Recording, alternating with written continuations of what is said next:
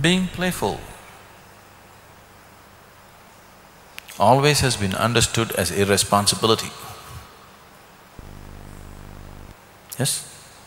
Do you know, right from your childhood and probably to your children also you're doing this, if they're just playful, you think it's irresponsible. The most responsible way to live is that you're playful with life.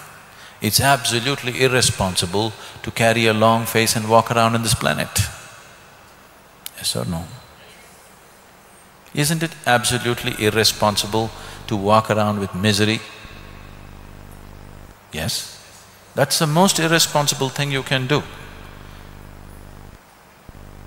So being playful is not irresponsibility.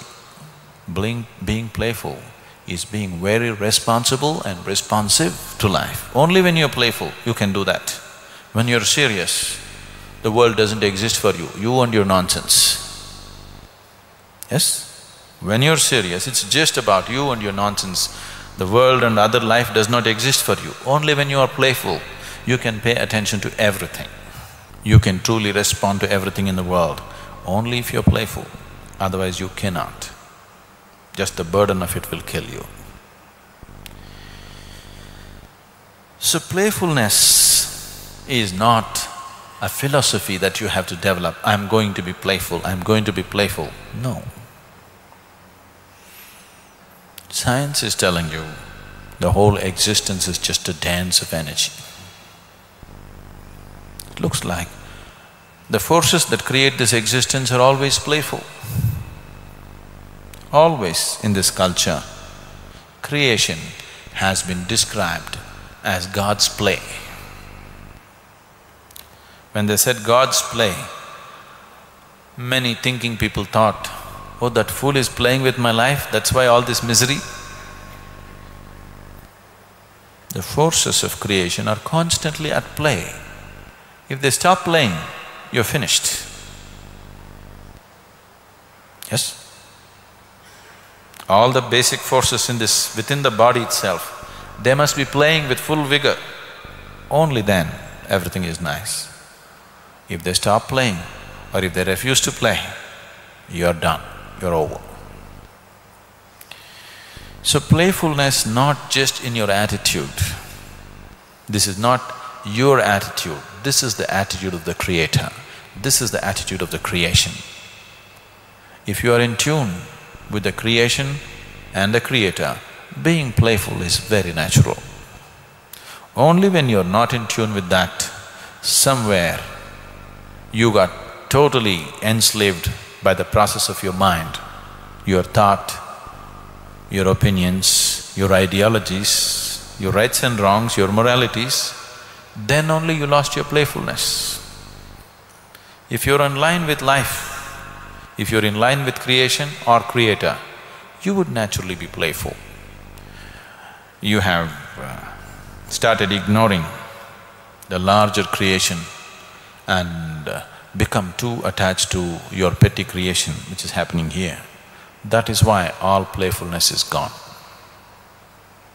If you're in line with the larger creation, there is no other way to be, you will be playful.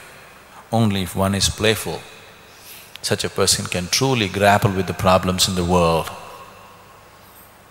without being affected by it and do his best about it.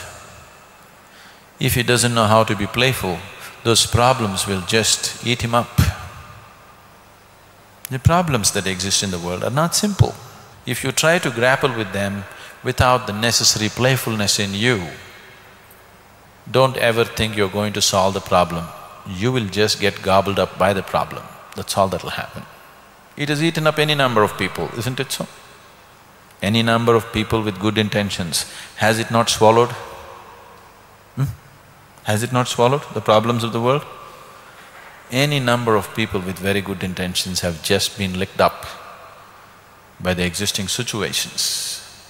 You can only handle them if you're truly playful, otherwise everything will be trouble.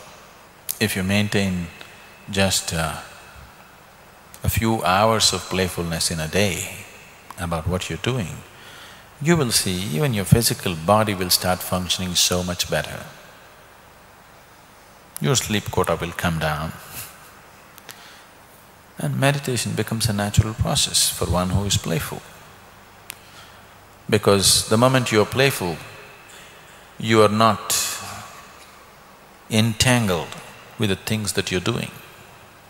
Once you're not entangled with it, you're not accumulating karma, you're doing yoga. The process of living is not entangling, the process of living has become liberating. So you are no more doing karma, you're doing yoga with the activity that you perform. Once you're doing yoga through the day, definitely everything should get better, isn't it? For a beginner who is not yet accomplished, the activity is necessary. And if you don't make the activity playful, activity is killing, always, no matter what is the type of activity. There are different ways of passing through a situation, you know. Mahabharata is a tremendous statement on this, how different human beings pass through the same situations. Almost everything that Krishna is going through on a smaller scale, people around him are going through. How they go through it and how he goes through it, how different types of people go through it, the same situations. Mahabharata is a tremendous document on that, how different types of people of different levels of consciousness exist and go through the same situations. When there is some problem, you're traveling outside or you're in the office, some problem arises. If there are 10 people, how these 10 different people experience this little problem that's come up? One person will pull his hair and freak out, another person will pounce on somebody else, another person bangs his head, another person looking what he can do. Do you see this thing happening? The same given situation. So fundamentally, that's what Mahabharata is. That there are all types of people. Good people, bad people, outright evil, absolutely virtuous, various types of people. If you look at it, every kind of human being that you can find in any society, they're all there in Mahabharata, a whole range of people. Greedy ones, absolutely selfless ones, fearful ones, brave ones, valiant warriors, cowards, every kind are there. And they're all being put through a whole intense drama, and you look at each one's experience, it's very different, and the way he handles this is very different, and where he lands up in the end is very different. Through this whole drama of all the people, Krishna is going through the maximum amount of drama, but untouched. Because he said, yogastaha kuru karmani. That means first establish in yoga and then act. If you act without establishing yourself in yoga, then your action will become an entanglement. It doesn't matter what you're doing. Simple things that people take up to do in their life. After all, for most of the people, 95% of the people in the world, all that they have taken up is just to earn something for their survival, procreate, bring up their children, that's it. Just for this small drama that they have picked up for themselves, they wanted it. A little business or a job, a home, wife, children, husband, this is it. To manage this, where they end up, many of them end up in the insane asylums too, just doing the simple job, isn't it so? Yes.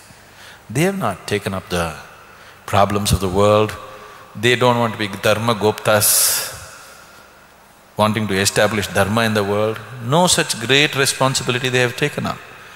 Just to earn their living, survive, procreate and die, which every creature on the planet does. For that, see where people are ending up. How many people are ending up total nuts? How many people are halfway down there? Yes? Too many people, isn't it? It is taking an unusually heavy toll simple life process.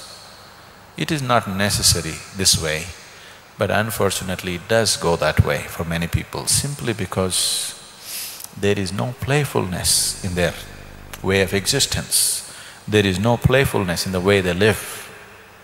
They're too dead serious. Now, these two things look contradictory. On one level, we're talking about intensity of passion, devotion. Another level, playfulness, that's the whole thing. If it's passion, you must burn with it. If you are half-hearted, you will not know what it is, it just tortures you, you will not know the benefit of it. You really have to burn. Otherwise, you will not know what it is at all. If you want to walk the path of devotion and you also want to save yourself, it doesn't work.